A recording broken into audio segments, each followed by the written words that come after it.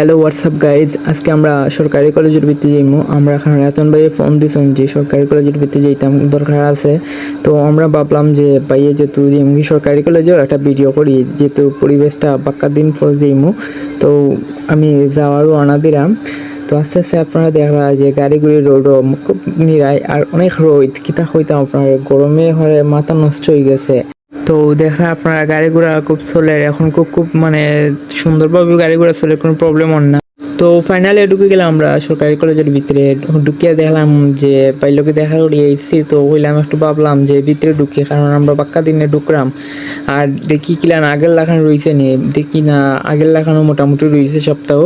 তো চিন্তা করলাম যে সুন্দর সুন্দর জায়গা টাকা দেখি পাইনি, এর মাঝে দেখি মোটামুটি সুন্দর জায়গা মোটামুটি আছে যে ফটো শ্যুট করার লাগে বা ছবি তোলার লাগে। তারা উদ্দেশ্য হইল ছবি উঠতো তোকার জায়গা ডাইনে পাবে।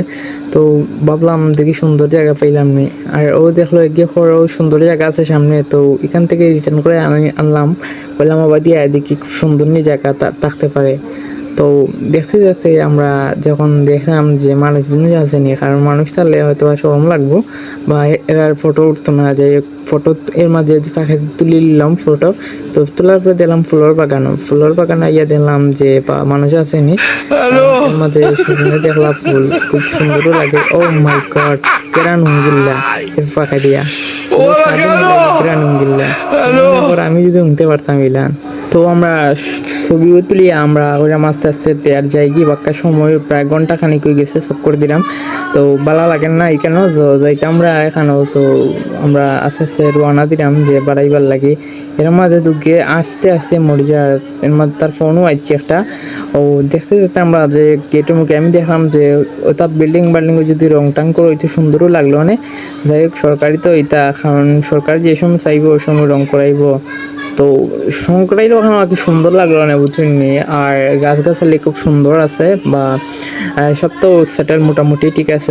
জায়গাটা খুব অসাধারণ সুন্দর জায়গা। আগেও হইতে কি তা আমি বলতে বাকার দিন হয়ে গেছে বা কোনো জায়গা বাড়াই না। ও আইলাম কলেজে উঠে দিলাম। তো ফাইনালি আমরা টিলাগড় পয়েন্ট আইলাম, আইয়া হইলাম ক্যামেরাটা অন করি, যেহেতু আপনারা দেখাইতাম যে আমরা বাইগুনটা খুব রোডও গাড়ি ঘোড়া জামজট মুক্ত করে, কারণ ট্রাফিক জাম লাগে যে যদি আমরা বাই না থাকে এরা, কারণ পুলিশ তো জানেন তো আপনারা পয়েন্টে পুলিশ নাই।